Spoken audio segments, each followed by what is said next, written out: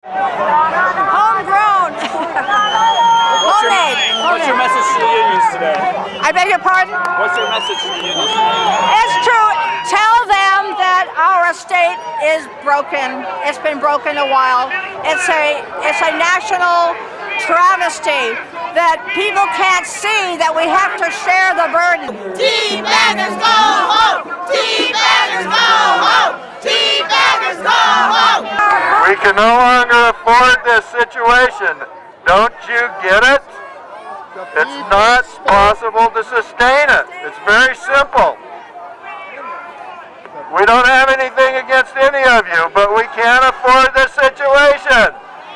I want our nation to survive. That's what I want. And we're going broke, and they are not changing their ways. I was a Democrat until a couple of years ago because we're private. I'm a union member and a Tea Party person. Our income for the disabled, for the poor, for teachers, police, and firefighters come from private sector production jobs.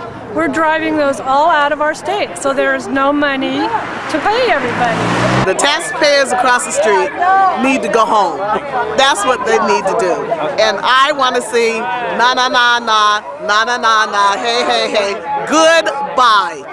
And President Obama needs to remember his campaign promise to put on his shoes and walk with us. Yeah. That's right. Yeah. President Obama, we challenge you. Get your shoes out. They're undermining democracy, and unions are the support of the Democratic Party. And he wants to print more money. That's how he wants to solve our problems. Is that solving anything? That's putting more debt on our kids. Tea Party's over! Tax the corporation and the rich!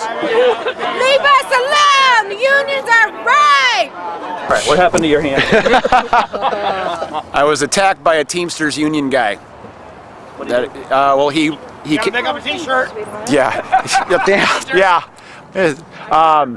He was across the street on. He was across the street on his side. I was on our side.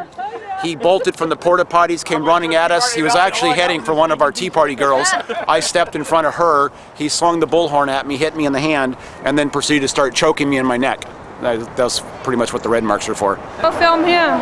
Oh, which dude? The one the police officer are talking to. He came over here and was like smacking him on his shoulder. That's the union people. They're too aggressive. We stayed over here the whole time. They kept coming over here and getting in our face. Yeah. Keep your hands to yourself. And what would you like to tell the taxpayers over there? I think there's a lot of I've got mine going on across the street. They have what they need to be happy, so they don't care about people that are suffering. Are you a wealthy corporate person? Not at all. What's your financial situation? Just general terms. I'm self-employed and underemployed. I'm one of the many millions of underemployed people in this country. I don't work for the government. Well, they're convinced that you're a wealthy corporate person who just wants to hang on to loads of money. Well, they're wrong. They've been brainwashed.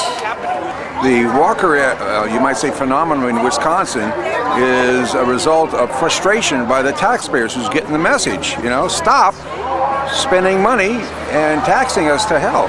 Yeah, the change in the agenda from being tax, borrow, and spend government agenda to a fiscal conservative agenda is what we're going to have to face here in California, and of course it's happening in Wisconsin, and it's causing a revolution. And we're going to see it all across this country, in New York, California, Illinois. The main thing that's important is you can't raise taxes to pay for the spending habits of the tax and borrow liberals. Are you a wealthy corporate person? Yeah, sure. I got a house, I got a car. I'm wealthy. When I go and look at people in Mexico or some of the third world countries, I'm very, very rich. But in terms of being a person with multiple monies, I don't have a lot of equity. Do you feel that you earned your position in life? Sure, I went to school. When I was in high school, many of the people that were lazy and refused to study quit.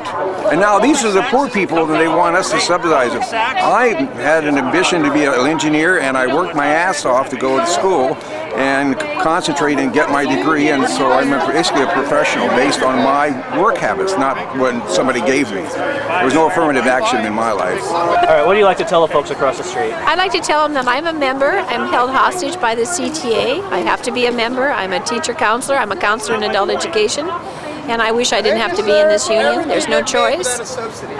Right now, our San Juan School District is hurt by the economy, and they're having to cut programs. And I went to a union meeting, and they offer nothing for the people that are getting pink slip. They don't even reduce their dues. I'm very disgusted with the teachers' union, and I'm a member, forced to be a member. So, the union folks across the street are saying that everyone on this side is a rich corporate fat guy who just wants to sit on loads of money. Because they don't tell the truth. Shame on unions! Shame on unions! Shame on unions! Shame on unions! What I'm doing out here is I went from $41 an hour at the union to nothing in less than 2 years. How'd that happen? Couldn't pay my dues, laid off, unemployment ran out, the union done nothing for me, couldn't find no work. I'm a paving stone layer by trade.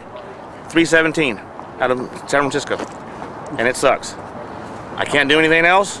I'm trained in that field. I can't find work in anything else, and that's why I'm out here protesting, because the unions kill us all. I paid in dues for 11, almost 12 years, and they screwed me. And maybe screwed ain't the right word, but we're on camera.